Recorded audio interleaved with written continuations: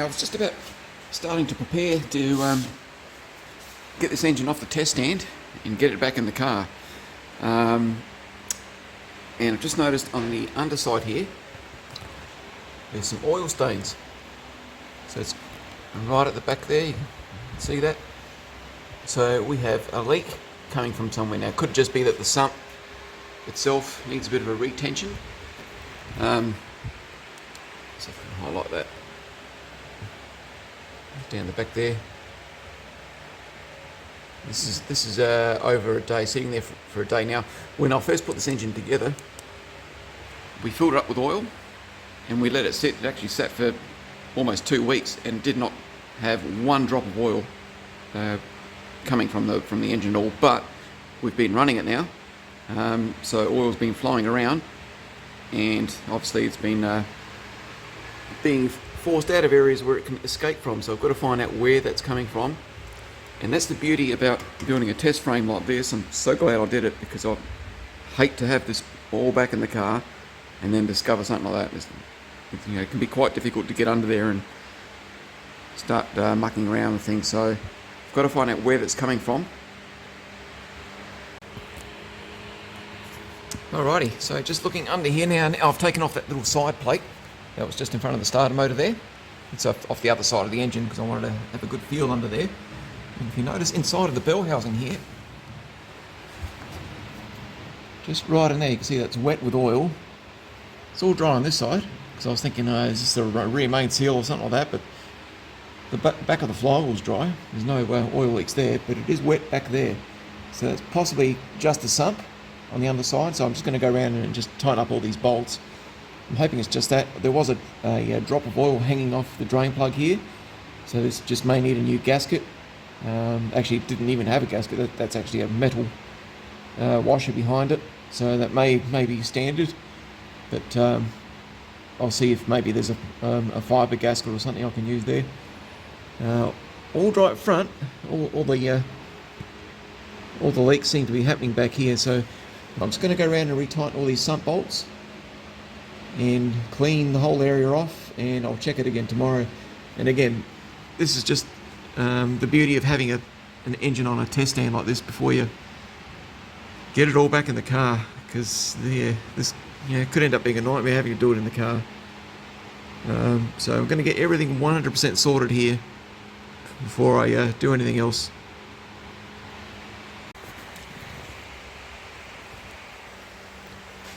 Okay, so this is the next day, and I should have filmed this before I cleaned it, but there was another small pool of oil exactly where it was yesterday, right under there, and that was it. There was no other oil anywhere else.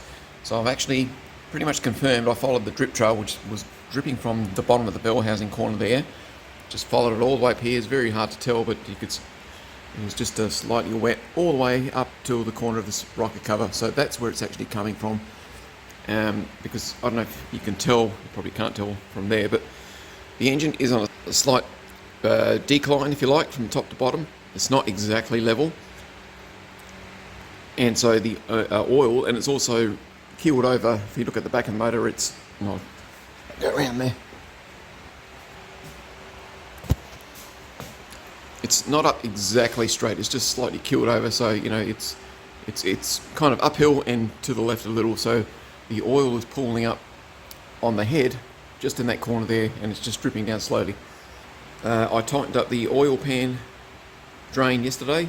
Doesn't seem to be leaking from there anymore, but we've got to put this back together. We've got to put the starter motor back on, run it again, and let it run for about 5 minutes or whatever, switch it off, and then recheck it again.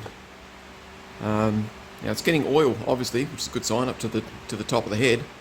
I don't know how much, but yeah, just want to make sure there's no leaks in this thing whatsoever before we go to the trouble of putting it back in the car. So I've just retightened all the sump bolts, and the ones on this side were fairly tight. The ones on the other side I got pretty much a full turn and a bit out of. So that's how much they'd backed off after running the engine for a while. Because remember, they're all cork gaskets under there, under the sides. They're rubber at the ends. But I've retensioned all them. But some of the weepage seems to be coming around here. Now, this is a brand new cork gasket. I'm actually going to try and put, well, not try, I'm going to. This is what originally came out of the car when I pulled it apart. It's obviously not the original rocker cover gasket, but it's rubber. So I might go back to this and just see if that's any better, because when this was in, there was never any weeping coming out of the rocker cover area, because you can see this part of the head's wet, clearly wet. So it's been dripping down here where it's pulling at the back. Obviously the engine's leaning a little down at the back here on the stand, and it's been running down there and onto the ground, onto the exhaust and on the floor. So I'm going to try the rubber gasket. Alright, so we've got the starter motor back on, everything's ready to go. We're just going to fire it up again and let it run for a little while and switch it off and let it sit and see if there's any more leaks.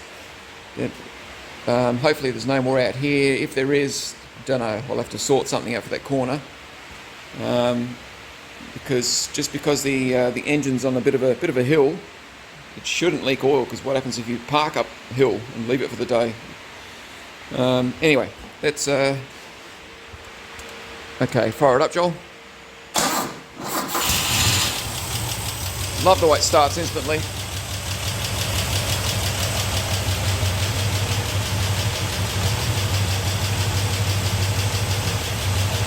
Looks pretty high. Set up 45, just give it a bit of a rev, Joel.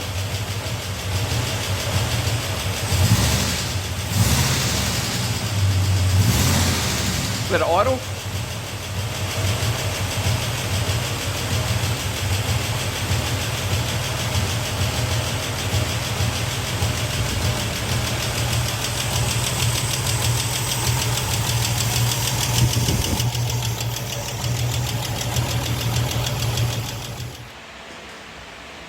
Now we've just taken our sender unit out of the water temp sensor, because we had this working the other day, but now it's not reading anything, and even though the motor's been running and the tank's warm. Alright, we've got our cup of hot water. There goes some free advertising for my friend Pete at Southwest Rod and Custom. It's a channel that I've been following for years on spray painting tips and so on. Yeah, here we go, bit of shameless advertising there. I'll hook up the sender unit and so you see the power on the... Okay. Okay. Not yet. Let me hook it up. Okay, and it goes.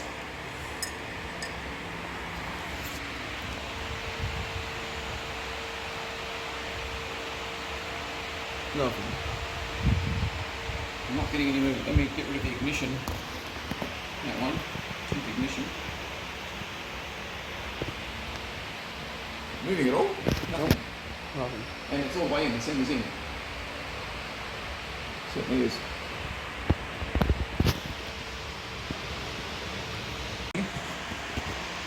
So all I've done is I removed the wire that I had going into the earth wire from the sender.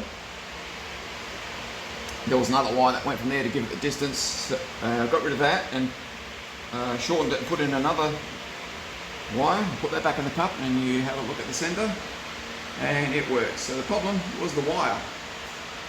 It's clearly working. Okay, alright. Now we know where we're going at least. Okay, hopefully we've got enough power out of that battery just to fire it up again. So we've got everything hooked back up again. Okay, fire it up, Joel. That's good.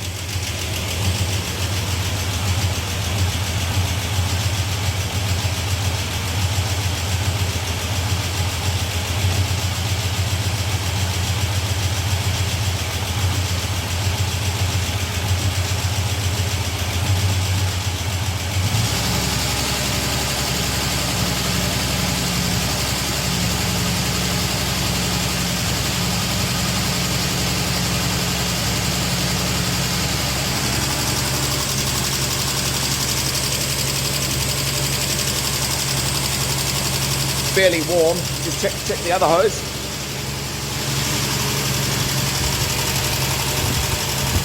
That's stone cold, that one. Let it run for a little bit.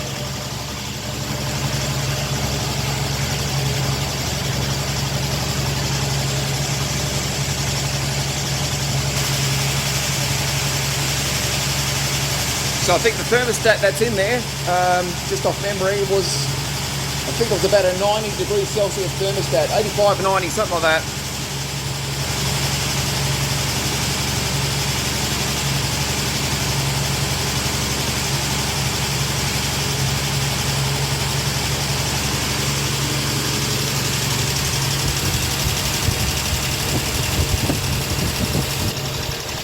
That's stone cold, that hose.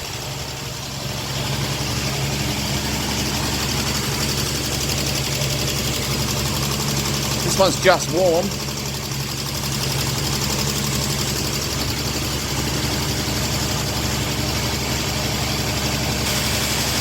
We've still got nothing on our gauge. Top of the tank's still cool, or not cool, but yeah, it's not warm at all.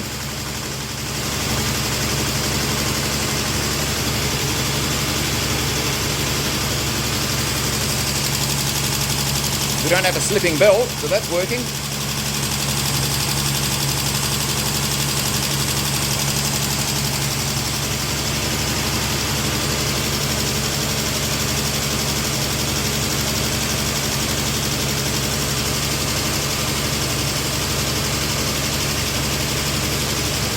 Check the other hose.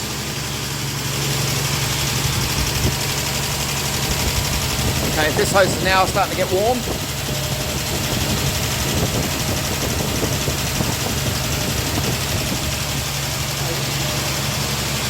All right, here we go. So a little bit like that. Yeah. Yeah, now, so I want to say is that it was an 85 degree thermostat or 90, I can't remember, so it should either get to 80 or 90.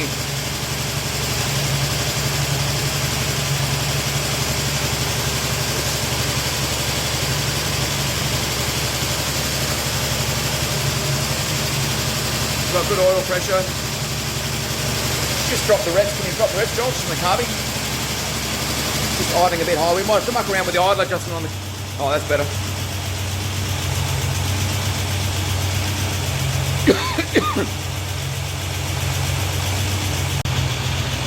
So we've now got a lot more oil pressure than we had before, and the only difference is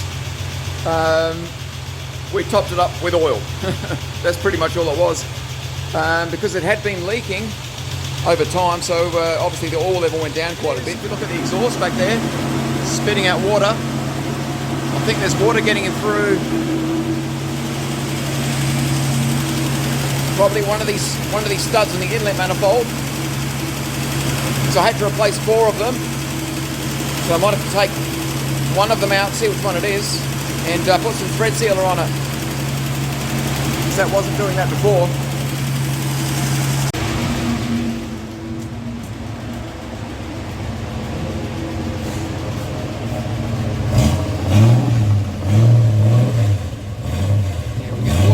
Exhaust.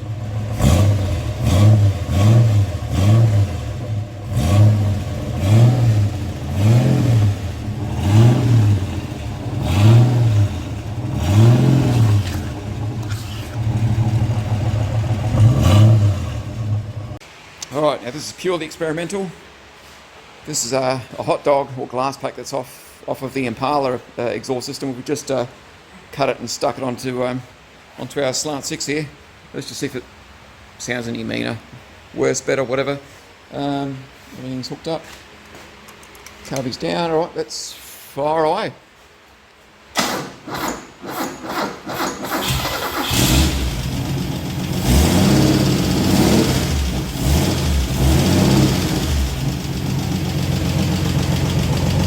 Make that much difference? Doesn't sound like that there. Doesn't sound that much different. Or does it? All the sound coming out of here. Yeah. So we need to take the exhaust off.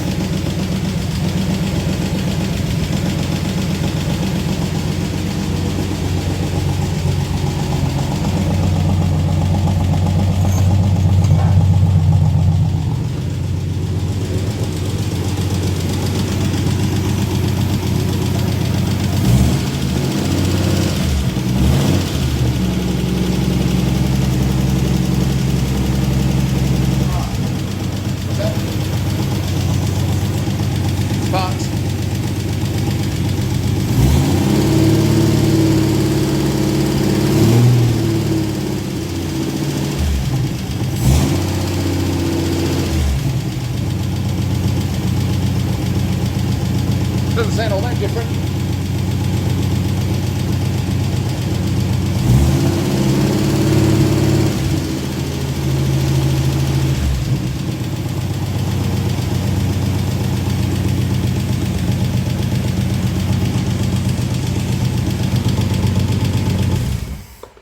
Yeah, it's not that much difference. Anyway, it's worth a shot.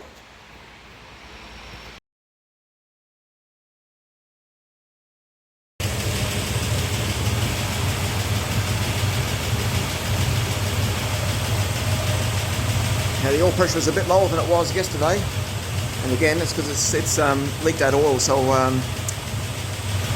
have to go and get some top up oil. And the oil I've been using,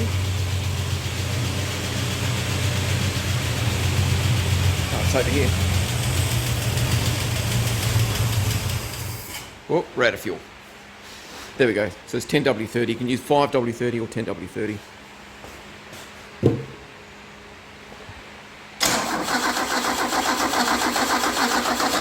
Yeah, we're out of fuel. Oh, let's let that sit now, see what happens.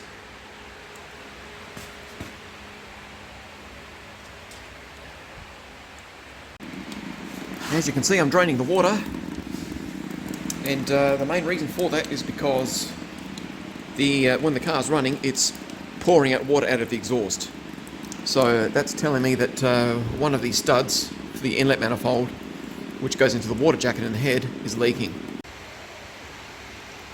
It's pretty dirty. I suppose that the engine hasn't run for as long as what I've been running it, so there's probably a lot of muck and build up inside the block and inside the radiator. But what I might do next is, when I fill it up again, I'll pour some CLR in there, which is like a calcium and lime and rust remover. I've used it before in other cars, and just run it through.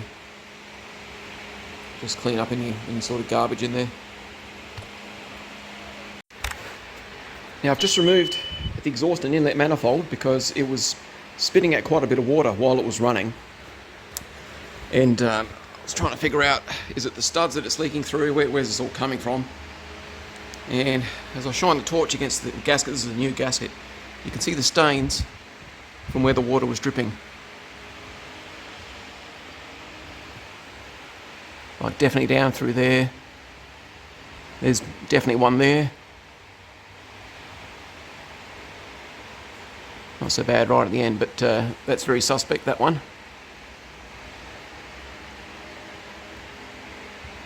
Possibly there. And possibly there. So I'm not sure if all of these studs back up into water jackets, but just to play it safe, I'm going to take them all out and put some thread sealant on them and drive them back in.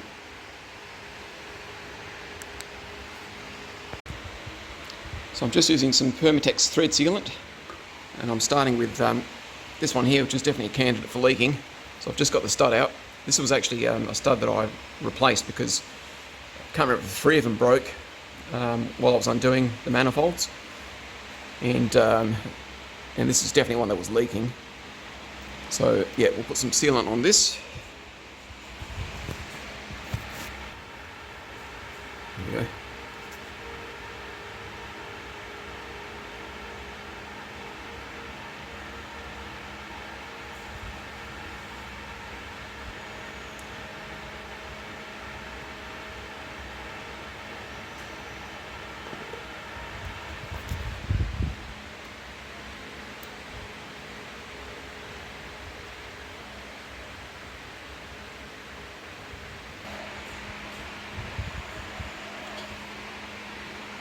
Now I'm only grabbing these on the flat. There's actually a flat section in the centre of the stud between the two sides of threads.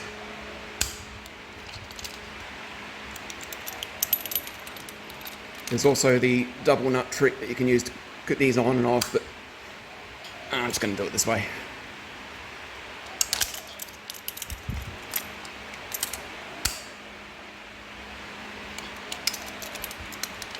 It's just about there.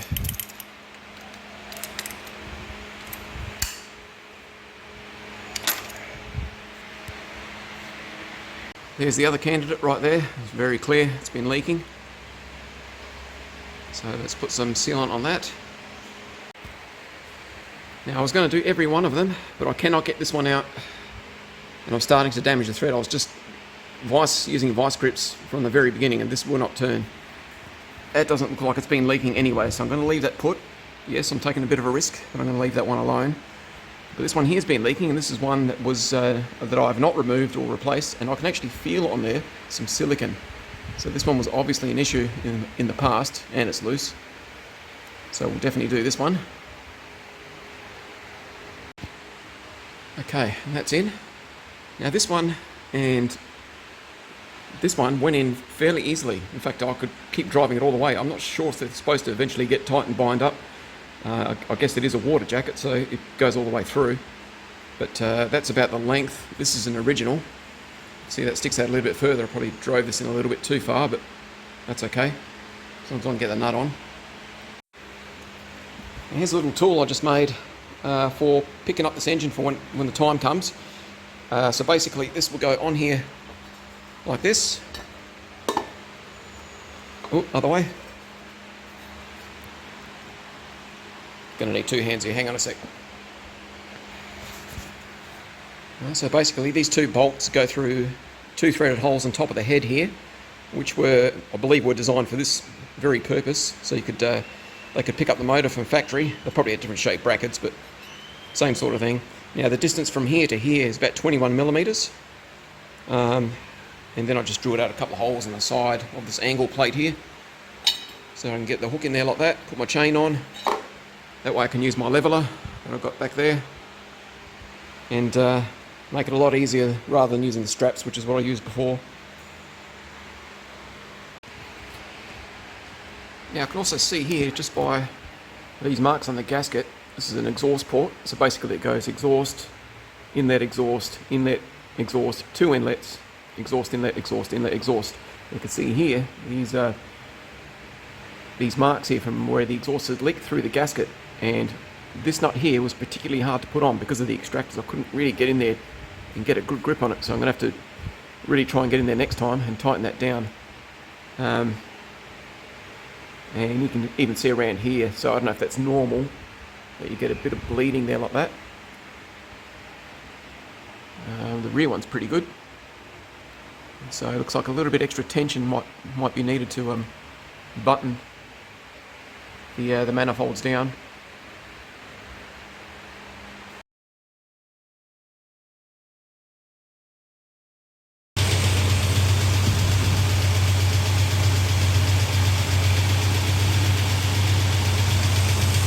Check it out outside.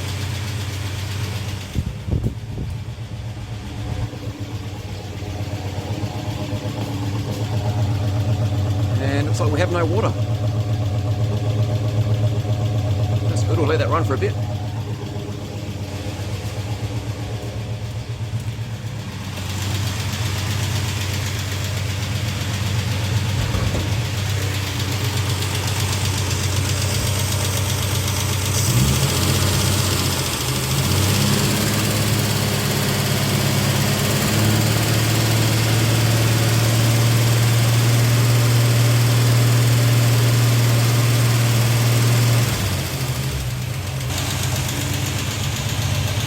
That looks like a streak of water right there, I think. Give that another rev.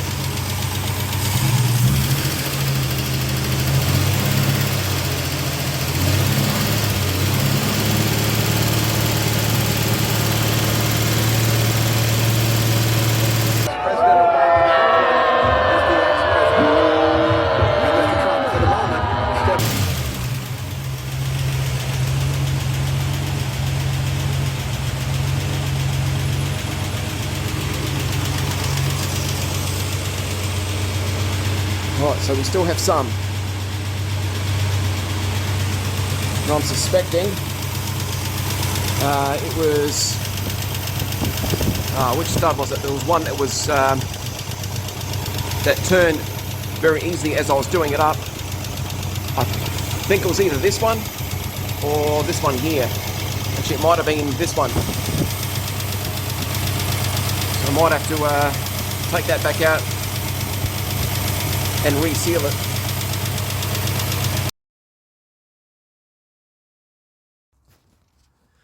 So, attempt number 2 at resealing the studs. Now I suspected it was this one here that was leaking, but looking at the gasket again, because I cleaned it off before I put the manifolds back on, very clear that this one here has been leaking. This one's potentially suspect. Basically the ones that I'd sealed before, that one looks okay, but definitely here. But let's redo them again. So that's it, they're all resealed again. I've redone them this time with my black RTV sealant. It's not thread sealant, but it's like a gasket maker, and if this stuff is good enough for inlet manifolds and on valleys, like on your Commodore intake manifolds, where water runs around them, it's good enough to seal that.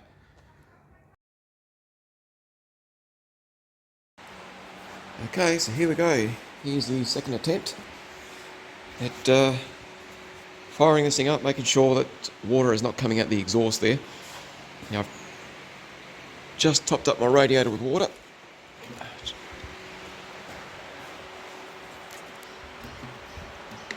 Yep, it's got water in there.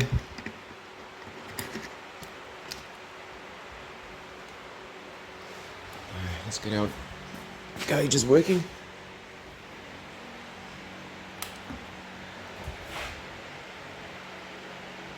Okay, it's come on. Alright, so it's been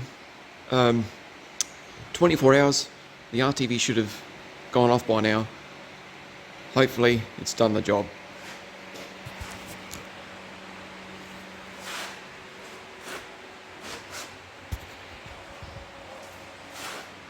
Okay.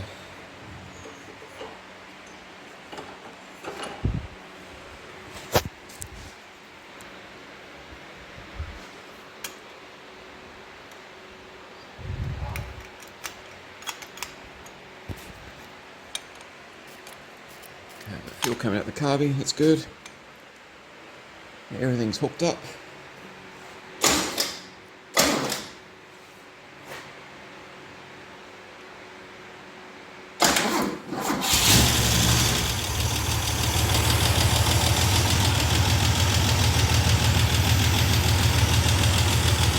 So we'll let that warm up for a bit, and then we'll go and check the exhaust.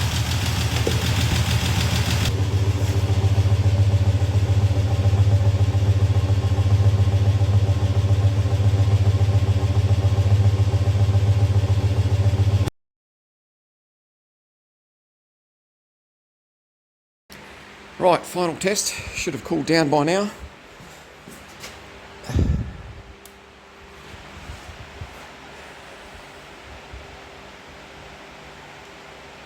Okay, we're pretty much stone cold.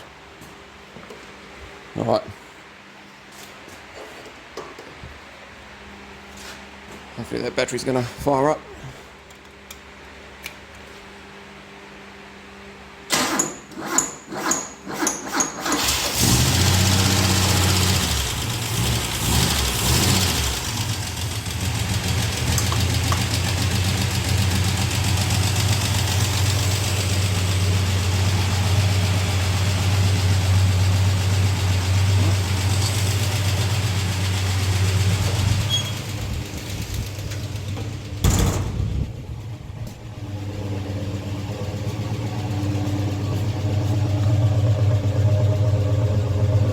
Some water.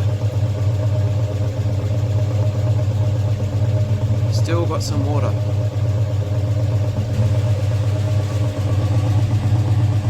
Now I can hear from the tone. I might be able to hear that sort of blipping. Oh, the spark's cutting out.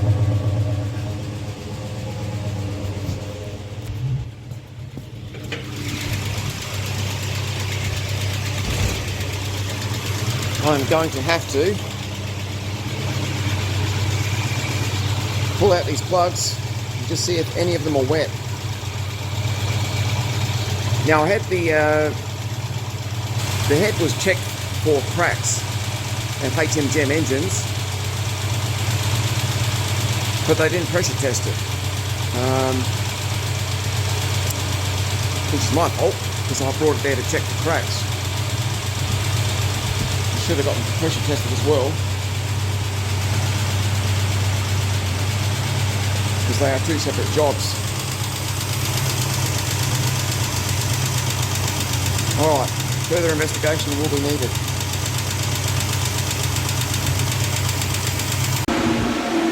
So what I'm doing now, I'm just taking the spark plugs. After I've just switched it off, I'm just going to see the condition of the plugs, make sure there's no oil or they're not wet or anything.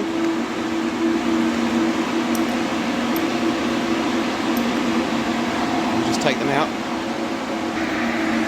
So here's plug number 1. Now, the casing's got some oil on the outside, but that's probably what that cup is for, to protect the spark plug.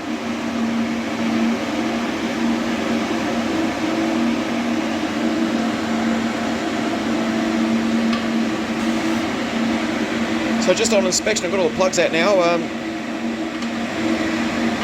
It's still quite warm. So none of them are wet with oil or water or anything like that.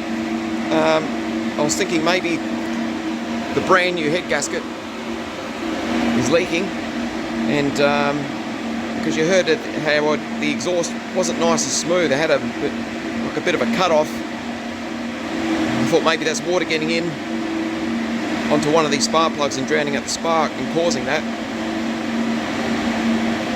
But they're all dry. They're all dry. So I might clean them off and put it back in.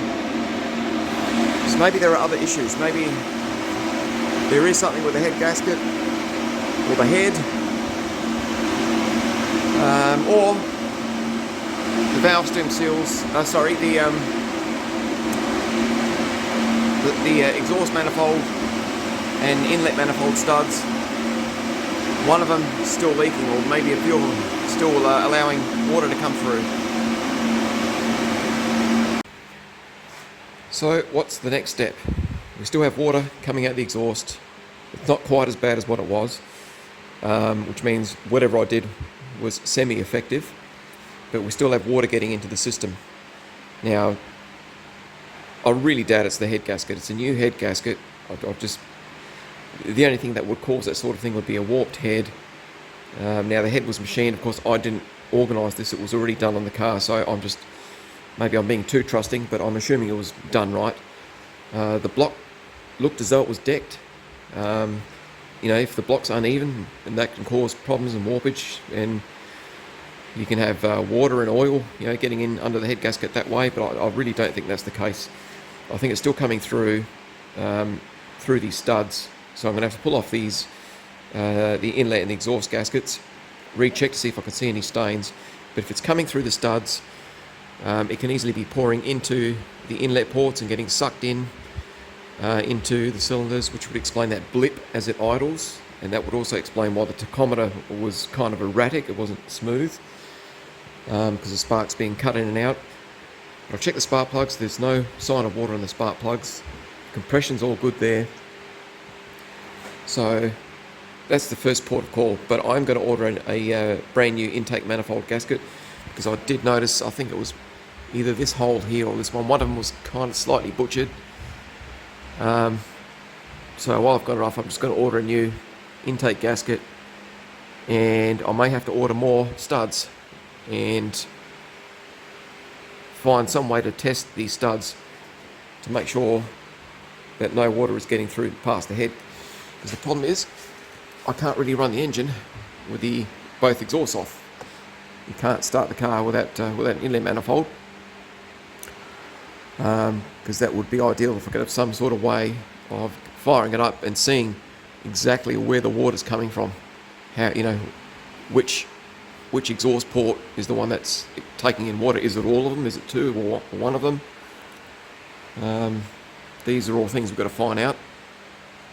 So there's more work to be done. It's not going in the car like I thought it was going to be, but this is exactly why I'm doing this out here. There's no point just throwing it in the car with an issue like that and just wishing it away. So let's do it properly.